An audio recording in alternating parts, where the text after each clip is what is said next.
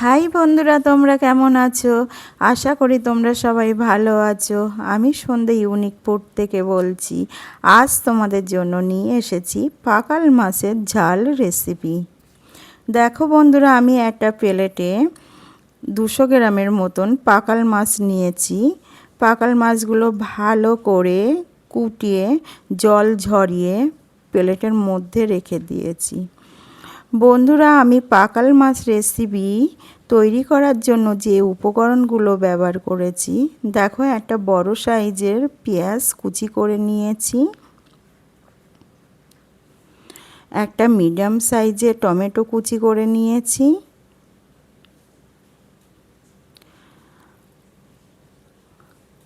আর 10-12টা রসুনের কোয়া নিয়েছি, 3টে কাঁচা লঙ্কা নিয়েছি, 1 ইঞ্চি মতন আদা কুচি করে নিয়েছি। বন্ধুরা, আমি কাঁচা লঙ্কা, রসুন, আদা সব বেটে নেব।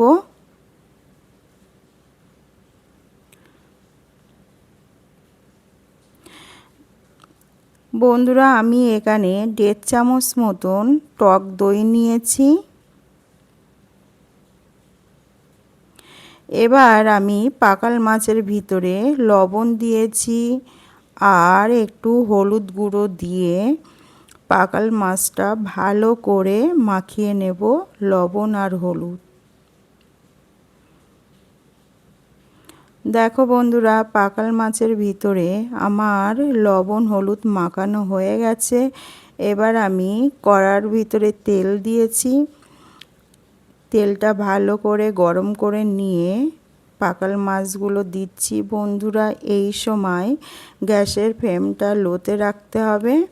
পাকাল মাছ ভাজার সময় গ্যাসের ফ্লেম হাইতে দিলে হবে না, মাছগুলো তবে এক জায়গায় গুটে যাবে। দেখো বন্ধুরা, আমার মাছ ভাজা হয়ে গেছে। এবার আমি মাছগুলো তুলে নিচ্ছি। আমার মাছ ভাজতে সময় লেগেছে 7-8 মিনিট। এবার বন্ধুরা, বাকি যে মাছগুলো আছে সেগুলো আমি একইভাবে তেলের ভিতরে দিয়ে মাছ আমি ভেজে নেব।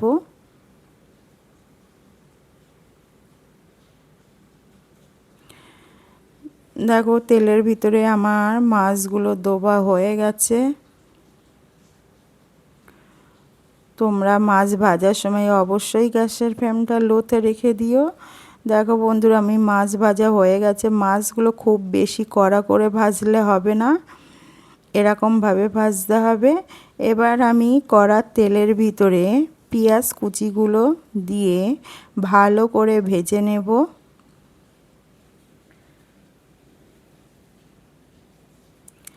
আর আগের থেকে বেটে রাখা লঙ্কা, রসুন আর আদা আমি পেঁয়াজ কুচির মধ্যে দিয়ে দেবো। বন্ধুরা, আমি আদা, রসুন, লঙ্কা ভিতরে আমি জল দিয়েছিলাম, যেটা দিয়ে বেটেছিলাম সেটা ধুয়ে জল দিয়ে আমি সেইটা একেবারে পেঁয়াজের মধ্যে দিয়ে ভালো করে কষে নিচ্ছি।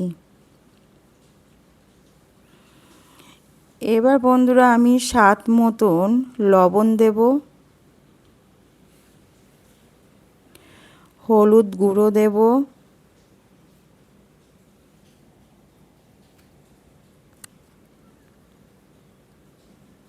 এক চামচ মতন ধনের গুঁড়ো দিয়েছি আর 1 চামচ মতন জিরের গুঁড়ো দিয়েছি।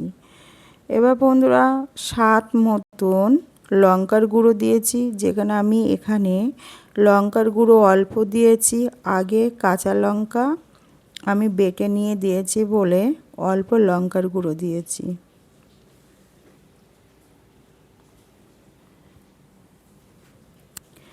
এবার বন্ধুরা, স্বাদ মতন চিনি দেব।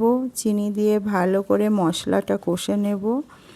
নিয়ে এবার একটু গরম মশলা দেব। গরম মশলা দিয়ে মশলাটা আর একটু কষে নেব। নিয়ে আগের থেকে টমেটো কুচি করে রেখে দিয়েছিলাম, সেই টমেটো কুচিগুলো দিয়ে ভালো করে কষে নেব।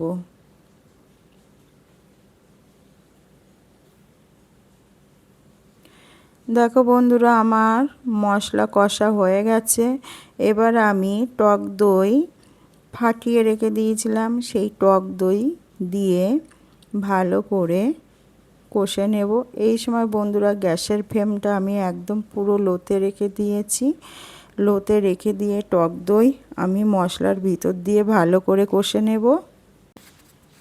বন্ধুরা, টক দই আমার মশলার ভিতরে মেশানো হয়ে গেছে।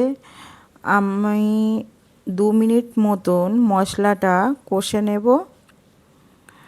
মশলাটা কষা হয়ে গেলে আমি এবার মশলার ভিতরে 1 চামচ মতন কাশ্মীরি লঙ্কার গুঁড়ো দিয়ে ভালো করে কষে নেব। দেখো বন্ধুরা, কাশ্মীরি লঙ্কার গুঁড়ো দিয়ে আমি মশলার ভিতরে মিশে নিচ্ছি। এবার আমি আগের থেকে একটু জল উষ্ণ গরম করে রেখে দিয়েছি, সেই জল 1 বাটির মতন মশলার ভিতরে দেব। বন্ধুরা, জলের ভিতরে মশলাটা আমি ভালো করে মিশে নেব। দেখো বন্ধুরা, জলের ভিতরে আমার মশলা মেশানো হয়ে গেছে। এবার আমি 2 মিনিট মতন ফুটিয়ে নেব। এই সময় গ্যাসের ফ্লেমটা আমি মিডিয়ামে রেখে দিয়েছি।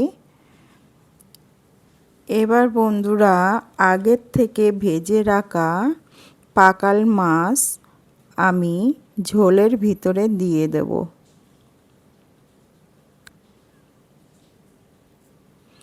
বন্ধুরা, আমি ঝোলের ভিতরে মাছ দিয়ে আমি 2 থেকে 3 মিনিট ফুটে নেব।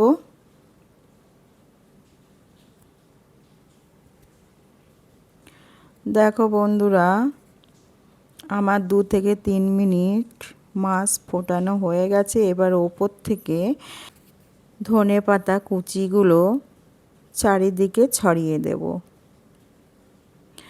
বন্ধুরা, ধনেপাতা কুচি দিয়ে আমি বেশিক্ষণ ফোটাবো না, একটু নাড়াচাড়া করে আমি কড়াটা লাভিয়ে নেব। দেখো বন্ধুরা, আমার রেসিপি পুরো তৈরি হয়ে গেছে। এবার আমি একটা পাত্রের ভিতরে রেসিপিটা ঢেলবো।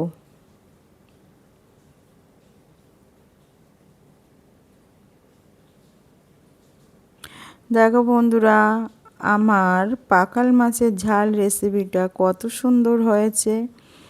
তোমরা অবশ্যই আমার রেসিপিটা ফলো করে বাড়িতে একবার বানিও, আর কেমন হয়েছে সেটা আমাকে অবশ্যই কমেন্টে জানিও।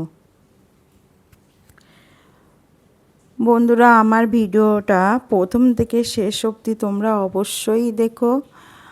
আর যারা আমার চ্যানেলটা এখনও সাবস্ক্রাইব করোনি তারা অবশ্যই আমার চ্যানেলটা সাবস্ক্রাইব করো, আর একটা লাইক দিয়ে তোমরা সবাই আমার পাশে থেকো।